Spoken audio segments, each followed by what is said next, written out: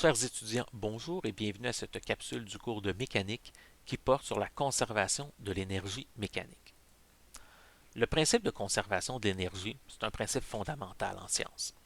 L'énergie est une grandeur qui ne peut pas être détruite. Il n'est pas possible non plus de créer de l'énergie. Tout ce que l'on peut faire, c'est de transformer de l'énergie d'une forme à une autre ou encore de la transférer d'un endroit à un autre. Donc, lorsqu'on utilise une expression comme par exemple, on va dire que de l'énergie a été perdue, ça ne veut pas dire que cette énergie a cessé d'exister.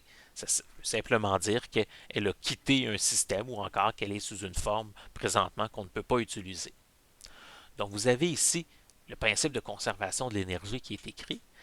Et ce que nous dit ce principe, c'est que la quantité d'énergie que l'on retrouve à l'intérieur d'un système, eh bien, cette énergie totale ne va varier que s'il y a des transferts d'énergie entre le système et l'extérieur du système. Il existe de nombreux mécanismes qui permettent d'effectuer des transferts d'énergie. Vous en avez ici une liste. Donc, les transferts d'énergie, ça veut dire autant qu'on envoie de l'énergie dans le système ou encore que l'on retire de l'énergie à ce système-là. Mais ici, on est dans un cours de mécanique, alors le mécanisme de transfert d'énergie qui nous préoccupe, bien évidemment, c'est le travail. Donc, le travail est un mécanisme de transfert d'énergie par l'application d'une force. On va s'intéresser plus particulièrement maintenant à l'énergie mécanique d'un système. Donc, on va définir l'énergie mécanique comme étant la somme de l'énergie cinétique et de l'énergie potentielle que l'on retrouve à l'intérieur d'un système. Donc, dans un système, il peut y avoir plusieurs particules qui sont en mouvement. Chacune de ces particules va donc avoir son énergie cinétique propre. Et bien là, on peut faire la somme totale de l'énergie cinétique qui est présente dans le système. Et c'est la même chose pour l'énergie potentielle. Comme ici, les deux formes d'énergie potentielle qui vont nous intéresser, c'est de l'énergie potentielle gravitationnelle ou encore de l'énergie potentielle élastique qui provient de la présence de ressorts. Donc, on additionne autant cette somme d'énergie cinétique et d'énergie potentielle, et c'est ce que l'on appelle par définition l'énergie mécanique. Eh bien, si notre système est isolé, donc si c'est un système qui ne connaît pas d'interaction avec l'extérieur, on peut affirmer que l'énergie mécanique de ce système-là sera constante.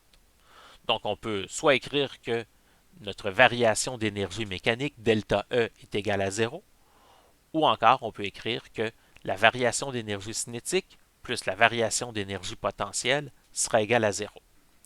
Dans le cas de cette deuxième équation, ici, ce qui est intéressant, c'est qu'on constate qu'il peut très bien y avoir, par exemple, une variation d'énergie cinétique, mais cette variation d'énergie cinétique va devoir être compensée par une variation inverse de l'énergie potentielle. Donc, dans un système isolé, l'énergie peut passer sous forme d'énergie cinétique à énergie potentielle ou inversement, mais le total devra rester constant. On peut utiliser ce principe de conservation d'énergie mécanique pour résoudre de nombreux problèmes. Donc, on peut appliquer ce principe sur les mêmes exemples que sur lesquels on appliquait le théorème de l'énergie cinétique. Alors, voyons ici comment on peut procéder. Donc, on a dans cet exemple un bloc qui se trouve sur un plein incliné, sans frottement. Le bloc est initialement au repos et il est accroché à un ressort dont l'allongement initial est nul. Donc, le ressort se trouve au départ à sa position naturelle.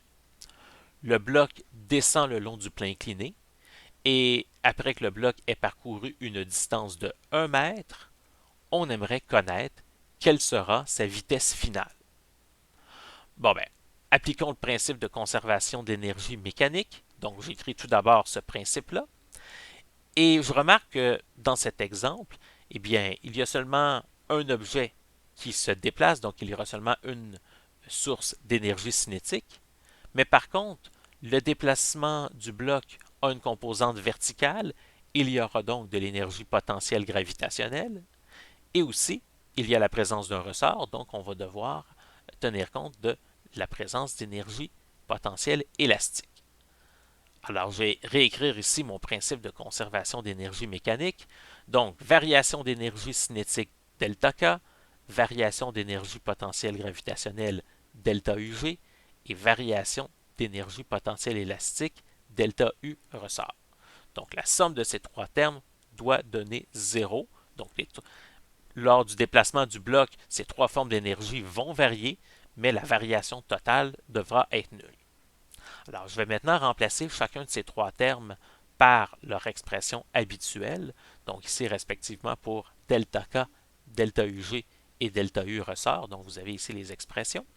Et ce que ça va me permettre de faire, donc à la cétate suivante dans quelques instants, c'est que je vais remplacer avec les différentes valeurs numériques. Donc, c'est ce que l'on voit immédiatement. Je ne vais pas rentrer dans les détails du calcul. Vous pouvez mettre évidemment cette vidéo sur pause si vous voulez prendre le temps de bien regarder ça. Ce qui est important dans le moment présent, c'est surtout de remarquer que dans notre équation, il n'y a qu'un seul inconnu, et cet inconnu, eh bien, c'est la vitesse finale du bloc. Donc, je peux facilement isoler cette vitesse finale qui sera ici de 2,17 mètres par seconde. Donc, l'exemple qu'on vient de faire est un exemple dans lequel le système était isolé. Qu'est-ce qui se passe si on a un système qui est non isolé? Eh bien, ici, on devra tenir compte que l'énergie mécanique pourra varier.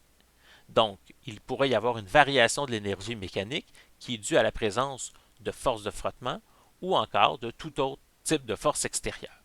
Donc, on devra tenir compte du travail fait par ces forces de frottement ou encore ces forces extérieures, comme vous avez dans l'expression ici à l'écran. Alors, merci beaucoup pour votre écoute, chers étudiants, et bonne étude.